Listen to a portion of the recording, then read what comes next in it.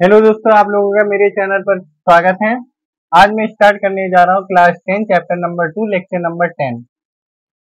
तो मैं आज आपको बताने जा रहा हूँ किसी बहुपद के शून्यकों तथा गुणांकों में संबंध। ठीक है, और इसे कहते हैं relation between the zeros and coefficient of a polynomial English में। ठीक है, मैं आपको क्या बताऊंगा, बहुपद के शून्यकों तथा गुणांकों में संबंध क्या होता है। ठीक है, चलो देख लेते हैं। रेखिक बहुपद, रेखिक बहुपद कब होता है? जब हमारे क्या, मान लीजिए कि हमारे पास क्या कोई बहुपद है, इसकी मैक्सिमम घात कितनी 1 है, तो वो हमारा रेखिक बहुपद है। ये रेखिक बहुपद का मानक रूप है। a not equal to 0। अगर a हमारा 0 हो गया तो ये बहुपद ही गायब होगा, खाली अचर पद बचेगा। इसीलिए a हमारे कभी भी 0 नहीं हो सकता, क्योंकि मैक्सिमम घात होती है ना उसकी। a अगर 0 हो गया तो एक्स स्क्वायर वो तो गायब हो जाएगा, तो ये द्विघाती बहुपद थोड़ी ना रहेगा। कौन सा रहेगा? रेखिक हो जाएगा। समझ, इसी वजह से चलो स्टार्ट करते हैं। इसीलिए मानक रूप है। ठीक है, रेखिक बहुपद है, इसीलिए इसके शून्यकों की संख्या क्या होगी कि 1 होगी, क्योंकि रेखिक बहुपद है। ठीक है, तो इसके शून्यकों में क्या संबंध m है? m क्या है हमारा? ये क्या है? b अपॉन a, b अर्थात m बराबर, ये हमारी m कोई वैल्यू है। ठीक है, बराबर अचर पद अपॉन x का गुणांक, यही हमारा रिलेशन है। ठीक है, अब ये तो सिंपल है। ठीक है, m हमारा कोई मतलब ऐसे ही हमने ले लिया, इसके m बराबर माइनस बी अपॉन ए, अर्थात m हमारा क्या है? V M equal to minus इससे पद अपॉन x का गुणा। ठीक है, अब द्विघाती बहुपद देख लेते हैं क्या है। एक्स स्क्वायर प्लस, ये मानक रूप है। द्विघाती बहुपद का क्या है? मानक रूप है। X square plus b x plus c. A हमारा कभी भी 0 के इक्वल नहीं हो सकता, वो तो आपको पता क्यों नहीं। अगर ए हमारे 0 के इक्वल हो गया तो ये पूरा, ये पहला पद गायब हो जाएगा, तो बी एक्स प्लस सी बचेगा, जो कि द्विघाती बहुपद नहीं होगा। ठीक है, ये द्विघाती बहुपद है, इसलिए शून्यकों की संख्या 2 होगी। चलो मैं आपको बताता हूँ इसके संबंध क्या आता है, शून्यकों तथा गुणांकों में संबंध। यदि अल्फा और बीटा दो शून्यक है, हमारे क्या है? अल्फा और बीटा क्या है? दो शून्यक है, तब शून्यकों का योगफल, मतलब तब शून्यकों का योगफल क्या होगा? Alpha plus beta. जब हम शून्यकों का योगफल करेंगे तो वो x का गुणांक अपॉन में एक्स स्क्वायर गुणांक और ब्रैकेट में -1 इंटू एक्स का गुणांक अपॉन एक्स स्क्वायर गुणांक के इक्वल होगा। यानी b हमारा क्या है? x का गुणांक है, और a क्या है? हमारा एक्स स्क्वायर का गुणांक है। ठीक है, इस प्रकार शून्यकों का योगफल क्या होगा? जब हम शून्यकों का मतलब शून्यकों का जब हम गुणनफल करेंगे तो वो किसके इक्वल होगा? जब हम शून्यकों का गुणनफल करेंगे तो -1 के स्क्वायर के, -1 का स्क्वायर इंटू अचर पद अपॉन एक्स स्क्वायर का गुणा। -1 का स्क्वायर करेंगे तो प्लस का बन ही आएगा। अचर पद हमारा क्या है? सी है। अचर पद यहाँ पे क्या है? सी है, तो इसे सी रख दिया। और एक्स का गुणांक कितना है? देखो एक्स ए है, तो यहाँ पे ए रख दिया। ठीक है, समझ गए। अब शून्यकों से बहुपद बनाना, अगर हमारे पास शून्य दिए होंगे तो हम उसके उससे बहुपद कैसे बनाएंगे? मान लिया कि अल्फा बीटा हमारे पास दो शून्य है, ये द्विघात बहुपद हमें बनाने के लिए के जहाँ क्या है? कोई हमारी कोई वास्तविक संख्या के बराबर के इंटू ब्रैकेट में एक्स स्क्वायर माइनस शून्यकों का योगफल इंटू एक्स प्लस शून्यकों का गुणनफल। ठीक है, ये हुआ, यानी के into x square minus alpha plus beta x plus alpha beta. ये हमारा क्या है? मुझे पता है कि आप लोगों को समझ में नहीं आ रहा होगा, जब मैं इस पे एक क्वेश्चन बताऊंगा तो आपको बहुत अच्छे से समझ में आएगा। ठीक है, आशा करते हैं आपको थोड़ा बहुत मतलब समझ में आया होगा। वैसे ये कुछ खास नहीं है, जब मैं क्वेश्चन करवाऊंगा तो मतलब अच्छे से आपको आ जाएगा समझ में। चलो मिलते हैं नेक्स्ट वीडियो में। आप लोग स्क्रीनशॉट ले सकते हैं।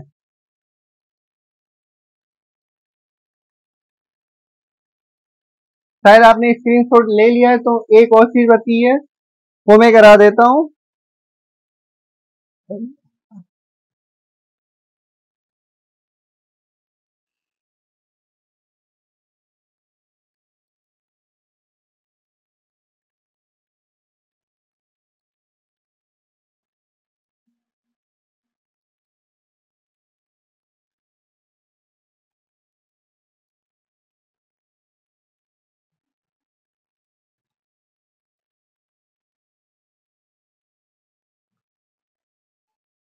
अगर हमने त्रिघाती बहुपद ले लिया, कौन सा? त्रिघातीय बहुपद, इसका मानक रूप क्या होगा? A x cube b x square plus c x plus d. और आपको पता है a not equal to 0। A अगर इक्वल 0 के इक्वल हो गया तो ये वाला पद गायब हो जाएगा, फिर हमारा जो बहुपद है वो त्रिघाती बहुपद नहीं होगा। ठीक है, इसीलिए ए कभी भी 0 के इक्वल नहीं हो सकता है। ठीक है, ठीक है। तो यहाँ पे द्विघाती बहुपद, इसीलिए शून्यों की संख्या आपको पता है कितनी हो जाएगी, 3। ठीक है, शून्यों तथा गुणांकों में संबंध। ठीक है, शून्यों तथा गुणांकों में संबंध। ठीक है, हम लोग ले लेते हैं।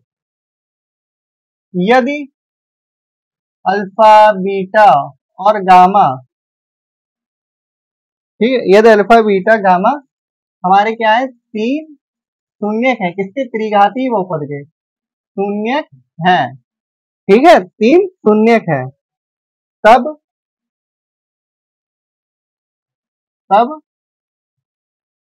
शून्यकों का योगफल, तब शून्यकों का योगफल करेंगे तो हमारा किसके इक्वल होगा, अल्फा। जब तब हम शून्यकों का योगफल करेंगे तो वो -1, alpha plus beta plus gamma -1 x square का गुणांक अपॉन में एक्स क्यूब का गुणांक, इसके इक्वल हो जाएगा। और हमारा -1 तो आ जाएगा, एक्स स्क्वायर का गुणांक कितना है, बी है, इसीलिए यहाँ पे बी आ जाएगा। एक्स क्यूब का गुणांक कितना है, ए, इसीलिए यहाँ पे ए आ जाएगा। ठीक है, इसी प्रकार तब शून्यकों का योगफल, दो दो शून्यकों का गुणनफल, दो दो शून्यकों के गुणन का योगफल, मतलब हम दो दो शून्यकों की गुणा करा के फिर उसका मतलब क्या करेंगे, योग कर देंगे। जैसे कि अल्फा बीटा की पहले हमने गुणा करा ली, फिर बीटा गामा की हमने गुणा करा ली, फिर गामा अल्फा की गुणा करा ली। ठीक है, आपको समझ में आ गया, अल्फा बीटा हो गया, बीटा गामा भी हो गया, बट अभी गामा अल्फा नहीं हुआ था तो गामा अल्फा हो गया। ठीक है, तब हमारे ये किसके इक्वल हो जाएगा, तब ये हमारा ये -1 का होल स्क्वायर एक्स के गुणांक अपॉन में एक्स क्यूब का गुणांक, इसके इक्वल हो जाएगा। एक्स का गुणांक कितना है, ये -1 का स्क्वायर है इसीलिए तो 1 ही हो जाए। एक्स का गुणांक कितना है, एक्स का गुणांक हमारा क्या है, पी, पी यहाँ पे आ जाएगा। और एक्स क्यूब का गुणांक कितना है, ए, तो ये पी अपॉन ए आ जाएगा। इसी प्रकार शून्यकों का गुणनफल, यहाँ पे देख लीजिए एक नेक्स्ट लाइन है। ठीक है, शून्यकों का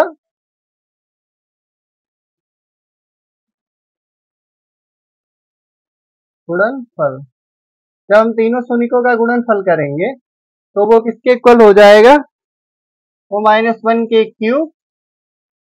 ठीक है, अचर पद अपॉन में एक्स क्यूब का,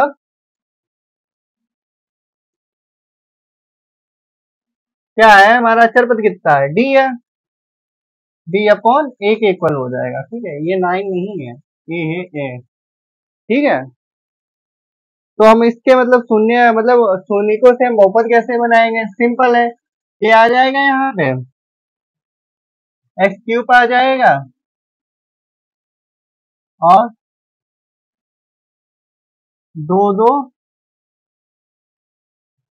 शून्यकों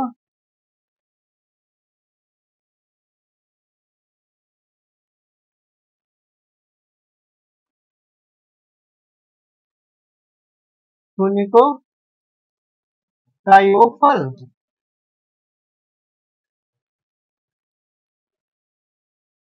एक्स स्क्वायर प्लस में दो दो शून्यकों का योगफल, दो दो शून्यकों का योगफल प्लस दो दो शून्यकों के गुणन का योगफल, गुणन का योगफल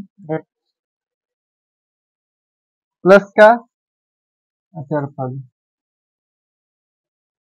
ये हमारी क्या है, कोई हमारी वास्तविक संख्या है।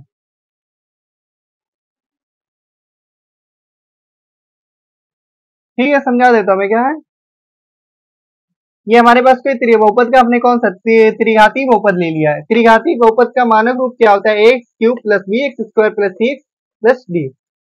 ए हमारा कभी भी जीरो के इक्वल नहीं हो सकता। क्यों नहीं हो सकता वो भी सुन लीजिए। अगर ए को हमने जीरो के इक्वल किया तो ये वाला पद हमारा गायब हो जाएगा, फिर हमारा ये जो बहुपद होगा वो त्रिघाती बहुपद नहीं होगा, वो द्विघाती बहुपद रह जाएगा। क्योंकि मैंने बताया था अगर द्विघाती मतलब कि बहुपद की मैक्सिमम घात कितनी होनी चाहिए, 3 होनी चाहिए। ठीक है, जब 3 घात वाला वो बहुपद ही नहीं बचेगा, पद ही नहीं बचेगा, तो क्या होगा, वो त्रिघाती थोड़ी ना होगा, मतलब कि द्विघाती बहुपद बन जाएंगे। अगर ये त्रिघाती बहुपद है तो शून्यकों की संख्या कितनी होगी, 3 होगी। ठीक है, अब देखें उनके शून्यकों तथा गुणांकों में हम संबंध देख लेते हैं क्या होगा।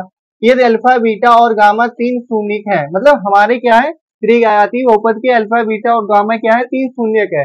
तब हमारे शून्यकों का योगफल जब तो हम जब शून्यकों का योगफल करेंगे वो किसके इक्वल होगा, -1 एक्स स्क्वायर का गुणांक और अपॉन में एक्स क्यूब का गुणांक।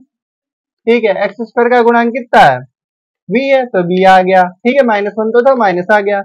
और एक्स क्यूब का गुणांक कितना है, ए है, तो ए आ गया। ठीक है, दो दो शून्यकों के गुणन का योगफल क्या होगा, alpha beta beta gamma plus gamma alpha. ये किसके इक्वल लगा, -1 का स्क्वायर एक्स का गुणांक अपॉन में एक्स क्यूब का गुणांक। एक्स का गुणांक कितना है, सी है, तो ये सी अपॉन और एक्स क्यूब का गुणांक तो ए है, तो ये ए हो गया। ठीक है, ये हमारा क्या हो गया, ए हो गया। ठीक है, इसी प्रकार शून्यकों का गुणनफल, मतलब अब तीनों शून्यकों का गुणनफल कर दिया, तो ये किसके होगा, अल्फा बीटा गामा। ठीक है, -1 का क्यूब अचर पद अपॉन एक्स क्यूब का गुणांक।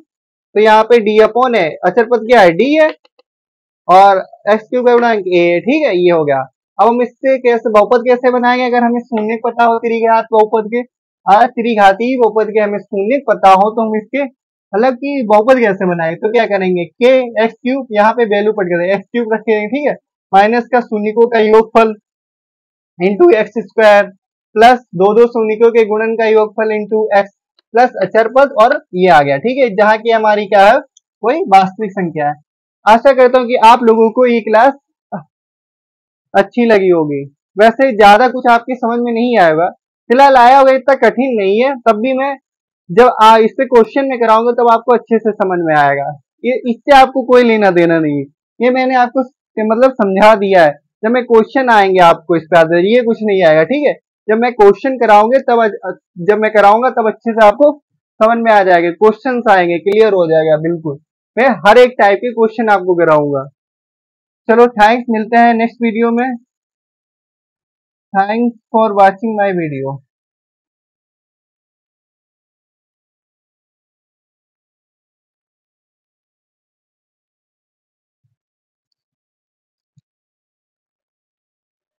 स्क्रीनशॉट ले लीजिए आप लोग।